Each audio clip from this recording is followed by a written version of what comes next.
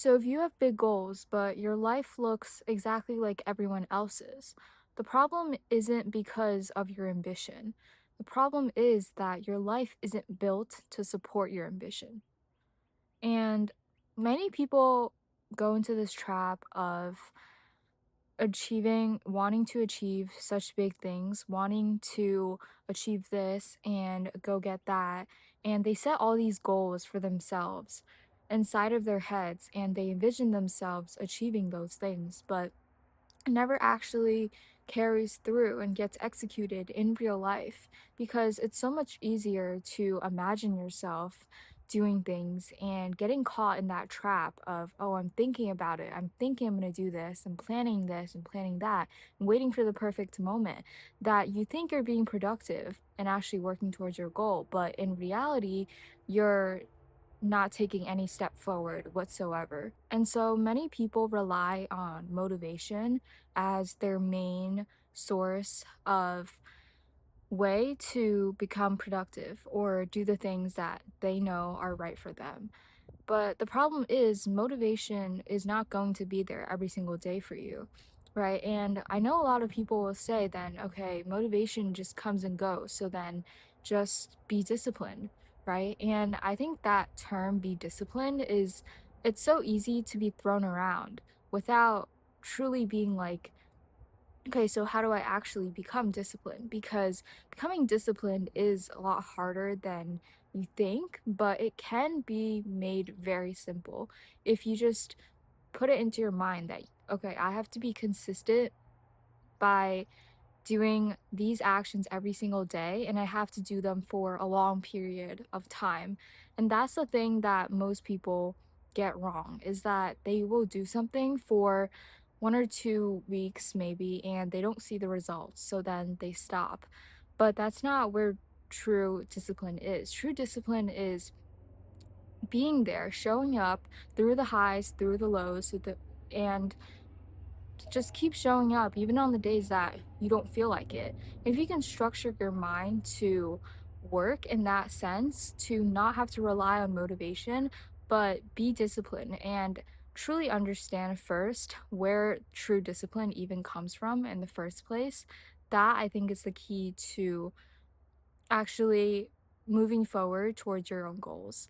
When you can truly understand the mechanisms behind what drives discipline and no longer have to rely on the motivation that is only temporary, you're better able to kind of get yourself out of that inconsistent or stuck in life kind of everyday lifestyle. And you're able to enter this more automated one where you know what your goals are and you're actively working towards them. So, remember when I said that the problem isn't about your ambitions? The problem is that your life isn't built to support them. And so, the first thing I want to touch on is the importance of your environment. And so, I think a lot of people don't quite understand how big of a role their environment plays in terms of how productive they are and their habit formations and how they're able to become more disciplined and more easily. So, I think the environment gets overruled by a lot of other factors, such as motivation, your willpower, your self control, self discipline to do certain things. But if your environment is very distracting, or if your phone is by next to you on your desk while you're trying to work, or your notifications are on and your phone just keeps constantly um, giving you notifications, right? Or if you're just in a very noisy environment, the environment is super important because you're not going to focus well at all if your phone is right there next to you. And the first step to doing that is maybe putting your phone in a separate room or in a place where you can't see it. Because when your environment is good, you're better able to carry out your habits and your actions in a way that is advantageous to you. But in contrast, if you were to be in an environment that would not benefit you in terms of, let's say, having the phone as a distractor, then you're much less likely to achieve all these other things. Like, for example, having better habits, or which comes from consistency, right? And once again, building your identity and becoming well disciplined over a long period of time.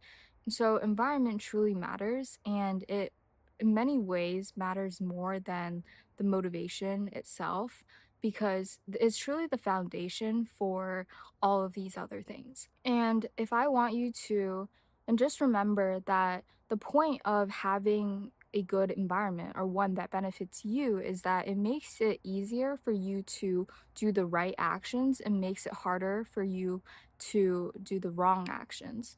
So, meaning you're better able to study without your phone being by your side, and you're less likely to go on and scroll online or go text your friends, right? You're going to be better, more locked in, more productive when the environment around you is suited for your benefits. And as I mentioned previously, so I mentioned previously that discipline is a key factor to actually achieving your goals. And a lot of people just push their word around, or just say, okay, well, motivation won't be there, so use discipline instead.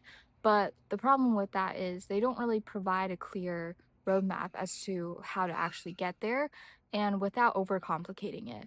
So, the first step to doing this, and this is coming from me from my own experience as a current high schooler who struggles with time management, and this is coming from me as a current high school student who is working on her time management and getting all her assignments done while also, yeah, and this is coming from me as a high school student who is working on her time management and just trying to do well in her classes in school.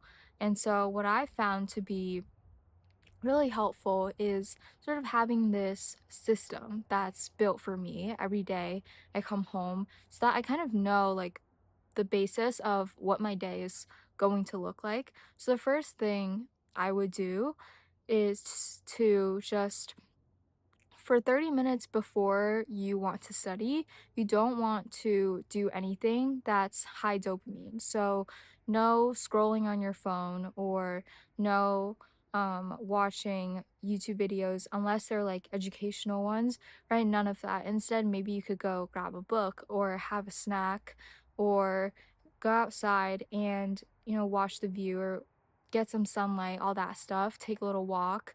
You just don't want to have a huge dopamine spike right before you're about to study, because then your study session is not going to be productive, as you're going to have a hard time getting into that flow state because of that huge dopamine spike. It's going to eventually going to crash, and timing of it is the most important thing, because you don't want to be studying and then having a huge dopamine crash. So after those 30 minutes pass, what the next step is for me is I will sit down on my desk, and just for like 1 to 2 minutes, I'll kind of imagine like what the study session is going to look like, and just get sorted out the things that I need to accomplish for this amount of time. And it may not be that long of a time. It could be half an hour, it could be an hour or 2 hours.